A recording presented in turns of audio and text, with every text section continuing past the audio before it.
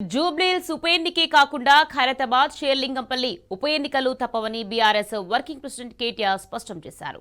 నగరానికి చెందిన ఇద్దరు ఎమ్మెల్యేలపైన అనర్హత వేటు ఖచ్చితంగా పడుతోందని, ఆ రెండు నియోజకవర్గాల్లో కూడా బైపోల్ వస్తుందని కేటీఆర్ అన్నారు. ఇక జూబ్లీహిల్స్ ఉప ఎన్నికల ప్రచారంలో అనుసరించాల్సిన వ్యూహంపై గ్రేటర్ నేతలకు దిశానిర్దేశం చేసిన కేటీఆర్ తెలంగాణ భవన్లో గ్రేటర్ హైదరాబాద్ పరిధిలోని ఎమ్మెల్యేలు, ఎమ్మెల్సీలు, కార్పొరేటర్లు, మాజీ కార్పొరేటర్లతో భేటీ అయ్యారు. ఈ సందర్భంగా జూబ్లీహిల్స్ ఉప ఎన్నికల్లో నాయకులందరూ కలిసికట్టుగా పనిచేయాలని కేటీఆర్ పిలుపునిచ్చారు. ఇక హైదరాబాద్ నగరంలో బీఆర్ఎస్ పార్టీకి ఉన్న బలాన్ని ఈ ఉప ఎన్నికల్లో చాటాల్సిన అవసరం ఉందని స్పష్టం చేశారు. హైదరాబాద్ కోసం బీఆర్ఎస్ ప్రభుత్వం చేసిన కృషి, చేపట్టిన అన్ని కార్యక్రమాలను ప్రజలకు మరోసారి గుర్తు చేయాలని సూచించారు. ఇక మరోవైపు కాంగ్రెస్ పార్టీ వైఫల్యాలను ప్రజలకు గుర్తు చేయాలన్నారు కేటీఆర్. ఇక కాంగ్రెస్ మోసాలను, 22 నెలల పాలనలో జరిగిన హైడ్రా విధ్వంసాన్ని ఎక్కడికక్కడ వివరించాలని తెలిపారు. ఇక జూబ్లీహిల్స్ ఉప ఎన్నికల్లో పార్టీ గెలిస్తే రాబోయే గ్రేటర్ ఎన్నికల్లో ఏకపక్షంగా గెలుస్తామని కేటీఆర్ ధీమా వ్యక్తం చేశారు.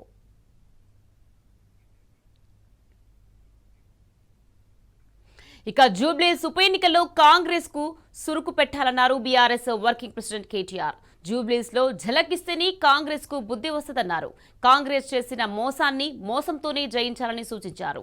ఓట్ల కోసం వచ్చిన కాంగ్రెస్ నేతలకు బాకీ కార్డులు చూపించి నిలదీయాలన్నారు. కారు గుర్తుకు ఓటేసి మాగంటి సునీత గోపీనాథ్ ను భారీ మెజార్టీతో గెలిపించాలని కోరారు. ముఖ్యమంత్రి గారు వాళ్ళ ప్రభుత్వం ఏం చేస్తున్నారండి? గత 2 ఏళ్లుగా పోయిన వారం అంతా మీరు చూడొచ్చు, టీవీ చూడొచ్చు, పేపర్లో చూడొచ్చు, మంత్రులు కొట్లాడుకుంటారు. మళ్ళీ కేసీఆర్ గారిని తెచ్చుకుందామా? కేసీఆర్ సార్ని తెచ్చుకుందామంటే మన జైత్రయాత్ర జూబ్లీహిల్స్కి వెళ్ళి మొదలు కావాలి. మీరు గుద్దే గుద్దుడుకు కాంగ్రెస్ వాడు తుక్కు కావాలి.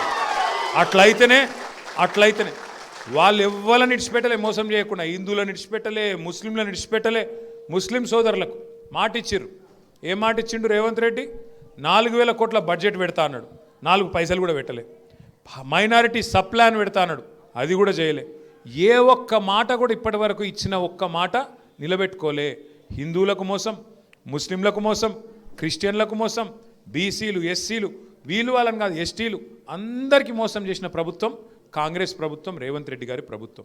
మనము వాళ్ళని తిట్టేది లేదు, గుద్దేది లేదు, కొట్టేది లేదు. ఇంటికి వస్తే మాత్రం ఇదొకటి ముంగడ పెట్టుర్రి. మీ ఇంటింటికి బాకీ కార్డు వస్తుంది, కాంగ్రెస్ బాకీ కార్డు. మీకు ఒక్కొక్కరికి ఎంత బాకీ పడ్డది కాంగ్రెస్ ప్రభుత్వం అని. ఎందుకంటే కాంగ్రెస్ వాళ్ళు మహా జాదుగాలు, లంగలు, పైసలు బాగున్నాయి వాళ్ళ కాడ. ఏం చేస్తారు వాళ్ళు? ఇంటికి వస్తారు, వచ్చి అక్క మీరు మాకు ఓటు వేయాలి, నేను ఓటు అయిపోగానే డెవలప్మెంట్ జోరుగా చేస్తాం, ఇక షేక్పేట అంతా ఇట్లున్నదని అట్లా చేస్తాం అని చెప్తారు. మీరు దయచేసి ఒక్క మాట యాద పెట్టుకోరు. సంవత్సరం కిందట హైదరాబాద్లో కంటోన్మెంట్ ఎలక్షన్ అయింది. సంవత్సరం కిందట ఏప్రిల్ 2024లో అయింది. అప్పుడు మాటలు చెప్పిండ్రు కాంగ్రెస్ వాళ్ళు. రేవంత్ రెడ్డి వేయిండు, ఇంకొక మంత్రి వేయిండు, ఓ నరికిర్రిగా. మేము ఆకాశంలో ఉన్న చందమామని తీసుకొచ్చి కంటోన్మెంట్లోనే కట్టేస్తాం, మీరు గెలిపినరి, మేము ఇది చేస్తాం, అది చేస్తాం, అల్లం బెల్లం అన్నీ చెప్పారు. ఇప్పుడు సంవత్సరంన్నర ఒక్క పైసా శాంక్షన్ చేయలే ఈరోజు వరకు. ఒక్క పైసా సంవత్సరంన్నర.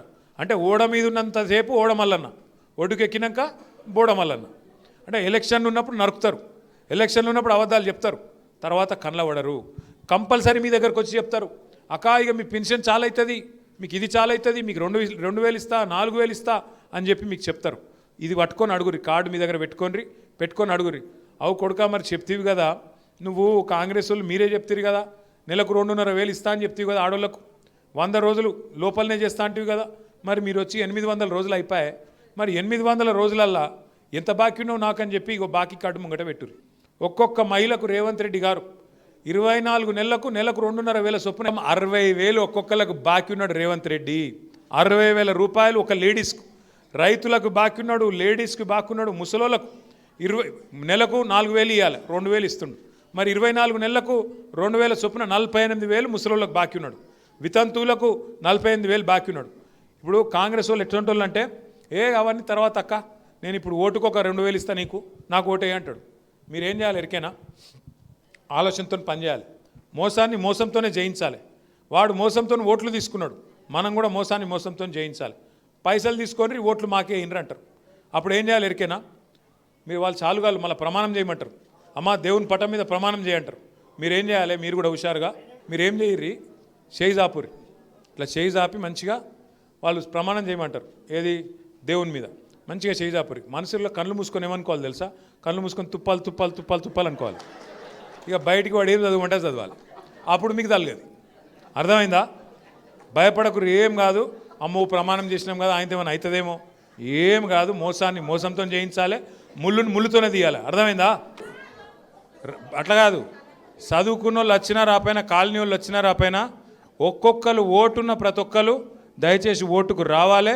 ఏ గుర్తుకేయాలి? కారేనా? కారు మర్చిపోకు. 11 తారీఖు మన అభ్యర్థి మాగంటి సునీత తప్పకుండా గెలిపించండి. మళ్ళీ కేసీఆర్ గారి ప్రభుత్వం రావాలి అంటే జూబ్లీ హిల్స్కి వెళ్ళి మన జైత్రయాత్ర మొదలు కావాలి. జై తెలంగాణ. ఇక జూబ్లీస్ లో బీఆర్ఎస్ ప్రచారం ధూమ్ధామ్గా సాగుతోంది. గడప గడపకు వెళ్లి బీఆర్ఎస్ నేతలు కార్యకర్తలు ప్రచారం నిర్వహిస్తున్నారు. అటు జనం నుంచి కూడా బీఆర్ఎస్ ప్రచారానికి విశేష స్పందన లభిస్తోంది. ఇక జూబ్లీహిల్స్ నియోజకవర్గం షేక్పేటలోని వినాయకనగర్లో మాజీ మంత్రి బాల్కొండ ఎమ్మెల్యే వేముల ప్రశాంత్ రెడ్డి విస్తృత ప్రచారం నిర్వహిస్తున్నారు. ఇంటింటికి తిరుగుతూ బీఆర్ఎస్ చేపట్టిన అభివృద్ధి కార్యక్రమాలను వివరిస్తున్నారు. కారు గుర్తుకు ఓటేసి మాగంటి సునీతమ్మను గెలిపించాలని ప్రజలను అభ్యర్థించారు. ఇక బీఆర్ఎస్ ప్రచారంలో జై తెలంగాణ, జై కేసీఆర్, జై కేటీఆర్ నినాదాలతో నాయకులు కార్యకర్తలు హోరెత్తిస్తున్నారు.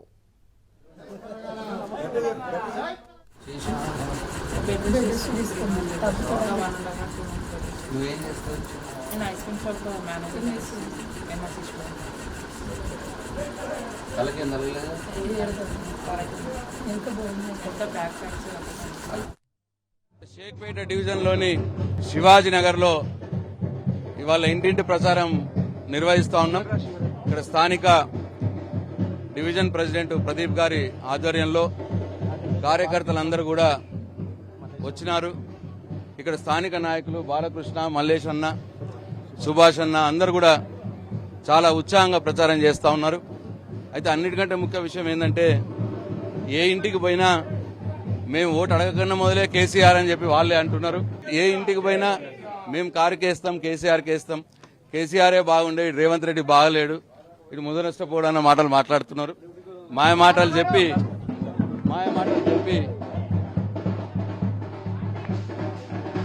అనేక హామీలు ఇచ్చినాడు రేవంత్ రెడ్డి. ప్రతి మహిళకు 2500 ఇస్తా అన్నాడు. ఇప్పటికీ 22 నెలలు అయింది, 1 రూపాయి కూడా లేదు. అట్లనే తులం బంగారం ఇస్తా అన్నాడు, తులం బంగారం లేదన్న మాట మాట్లాడుతున్నారు. 2000 పెన్షన్ 4000 చేస్తా అన్నాడు, ఇప్పటికీ లేదు అన్న మాట మాట్లాడుతున్నారు. ప్రతిదీ కూడా రేవంత్ రెడ్డి ఏం చేయలేదు, కేసీఆర్ అన్ని చేస్తుండే అన్న మాట ప్రతి ఒక్కరు కూడా మాట్లాడుతూ ఉన్నారు. అట్లనే ఇక్కడ మాగంటి గోపి గారు ఉన్నప్పుడు బ్రహ్మాండమైన సీసీ రోడ్లు, ఇది ఒక గుట్ట మీద ప్రాంతం, ఇక్కడ కూడా బ్రహ్మాండంగా సీసీ రోడ్లు వేసినాడు. ప్రతి ప్రజలందరూ కూడా ఇక్కడ ప్రతి ఒక్క అక్క చెల్లె అందరూ కూడా గుర్తు చేసుకుంటా ఉన్నారు. మాగంటి గోపి గారు మాకు బాగా పనిచేసినాడు, ఆయన భార్య నిలబడ్డది కాబట్టి తప్పకుండా ఆమెను గెలిపించుకుంటామన్న మాట మాట్లాడుతున్నారు. మరి ఇవాళ ఎక్కడ చూసినా షేక్పేట డివిజన్లో ఏ ఇంటికి పోయినా ఇవాళ కేసీఆర్ పేరు, మాగంటి గారి పేరు వినిపిస్తూ ఉన్నది. తప్పకుండా మాకు సంపూర్ణ విశ్వాసం ఉన్నది. తప్పకుండా మేము బ్రహ్మాండమైన మెజార్టీతో ఈ జూబ్లీ హిల్స్ ఎన్నికల్లో, దాంట్లో ముఖ్యంగా షేక్పేట డివిజన్లో మంచి మెజార్టీ వస్తుందనే ఆశాభావంతో మేము ఉన్నాం. జై తెలంగాణ. ఇక మాగంటి సునీత భర్తను గుర్తు చేసుకుని ఏడుస్తే అవహేళన చేసిన కాంగ్రెస్ మంత్రులకు మానవత్వం లేదని BRS senior leader RS Praveen Kumar విమర్శించారు. గురుకుల పాఠశాలలో శ్రీవర్షిత సూసైడ్ చేసుకుని చనిపోతే ఆ కుటుంబానికి పాడి కౌశిక్ రెడ్డి అండగా నిలిచారని తెలిపారు. గత రెండు ఏళ్లలో గురుకులాల్లో 110 మంది విద్యార్థులు చనిపోయారని గుర్తు చేశారు. జూబ్లీహిల్స్ ఉప ఎన్నికల్లో పాలనను గాలికి వదిలేసి మంత్రులు కందిరీగల్లా తిరుగుతున్నారని మండిపడ్డారు.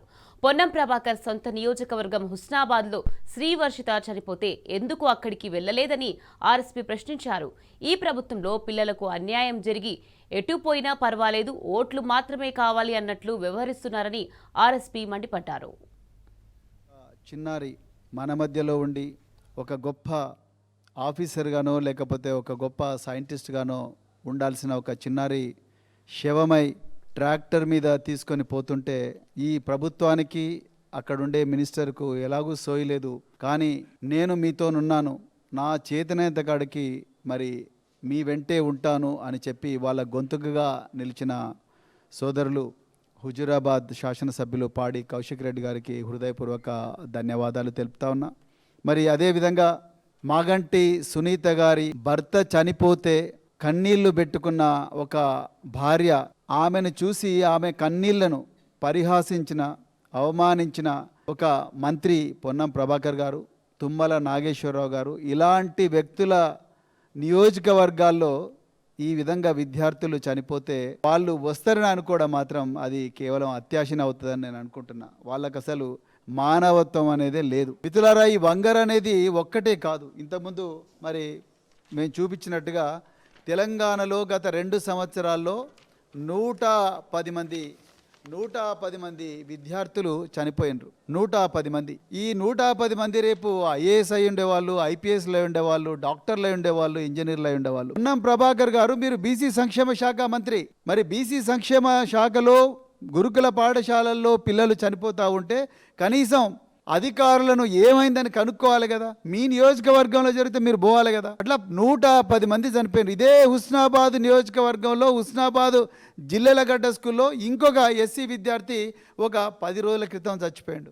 రాజకీయాలకు అతీతంగా ఒక తండ్రిగా, ఒక గార్డియన్గా మీరు 110 మంది విద్యార్థులు చనిపోతే ఒక్క కుటుంబం దగ్గర కన్నా మీరు పోయినరా? ఇలా నేను జూబ్లీ హిల్స్ ప్రజలకు ప్రత్యేకించి చేతులు జోడించి కోరుతున్నా. ఈ మినిస్టర్లందరూ కూడా తెలంగాణలో పాలన గాలికి వదిలేసి మీ దగ్గరికి రక్తంతో తడిసిన చేతులతోని ఓట్ల కోసం వస్తున్నారు. ఈ 110 మంది బిడ్డల రక్తంతో తడిసిన చేతులతోని వచ్చి ఆ హస్తానికి ఓటేయమని అంటున్నారు. ఆ రక్తం తడిసిన హస్తానికి ఓటేయమని అడగడానికి వస్తున్నారు. మీరందరూ వీళ్ళందరిని అడగాల్సింది ఇదే. పివి నరసింహారావు గారి స్వగ్రామం వంగరలో ఈరోజు ఒక బీసీ వెల్ఫేర్ గురుకుల పాఠశాలలో ఒక అమ్మాయి చనిపోయింది. ఏమయ్యా ప్రభాకర్ గారు, మీరు ఇలా కన్నీళ్లను కూడా శంకిస్తున్నారు కదా. ఇప్పుడు పాడి కౌశిక్ రెడ్డి గారు చూపించిన కన్నీళ్లు తుడిచే బాధ్యత మీకుందా లేదా? ఇక జూబ్లీహిల్స్ నియోజకవర్గంలో ఏ గడపకెళ్లినా ప్రజలంతా తమ గుండెల్లో ఉన్న గులాబీ నేతనే తలుచుకుంటున్నారు.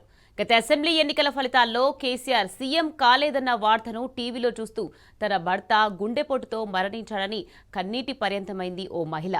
జూబ్లీహిల్స్ ఇంటింటి ప్రచారంలో భాగంగా బీఆర్ఎస్ మాజీ ఎమ్మెల్యే మెతుకు ఆనంద్తో తన భర్త మరణం ఎలా జరిగిందో గుర్తు చేసుకుంది మహిళ. రేవంత్ పోవాలి, కేసీఆర్ సార్ మళ్లీ రావాలంటూ భావోద్వేగంతో నినదించింది. మనకి ఇంకేం రాదు. ఇప్పుడు రేవంత్ రెడ్డి వస్తే మనకి ఏమి అని మాట్లాడుకుంటూ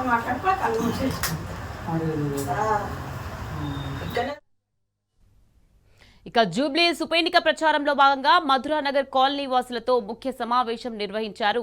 జీహెచ్ఎంసీ కార్పొరేటర్ దేదీప్యారావు సమక్షంలో ఏర్పాటు చేసిన ఈ కార్యక్రమంలో మాజీ మంత్రులు ఎర్రబెల్లి మల్లారెడ్డి, ఎమ్మెల్యే సుధీర్ రెడ్డి పాల్గొన్నారు. ఇక బీఆర్ఎస్ అభ్యర్థి మాగంటి సునీత గోపీనాథ్ గెలుపే ధ్యేయంగా అందరూ కలిసి పనిచేయాలన్నారు ఎర్రబెల్లి దయాకర్ రావు. 22 నెలల కాంగ్రెస్ పాలనపై ప్రజలందరూ అసంతృప్తిగా ఉన్నారని, జూబ్లీహిల్స్లో బీఆర్ఎస్ గెలుపు ఖాయమని ధీమా వ్యక్తం చేశారు.